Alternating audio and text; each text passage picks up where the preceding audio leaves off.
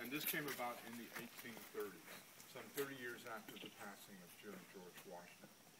The family funeral for George Washington was at the gravesite at the Old Tomb, just up the lane, the December 18, 1799.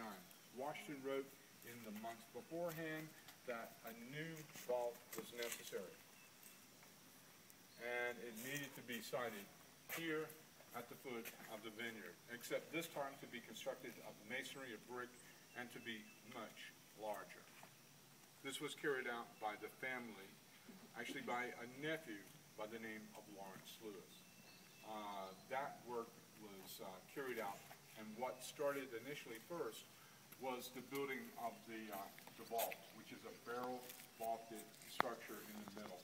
The surrounding walls were added in the middle of the decade, and then the marble crypts from a stone carver from Philadelphia, arriving for the general 1837 and Mrs. Washington the next year in 38. They created an in-between room between the walls and the front face of the vault. They created an anteroom. And on the outside are memorials to the nephews. The Washington couple never had children. Washington willed Mount Vernon to Bushrod Washington after Mrs. Washington's passing. Mrs. Washington passed in 1802, and from 1802 to 1829, Bushrod owned Mount Vernon. He split his time between here and Philadelphia, serving on the Supreme Court as a justice, and later passing and willing Mount Vernon to his nephew, John Augustine Washington.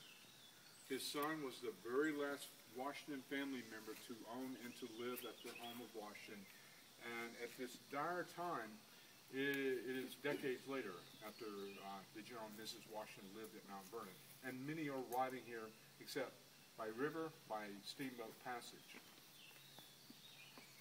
And in this time, there are many arriving here to give their sense of honor as they were dropping in on a visit to the federal city, just up the river.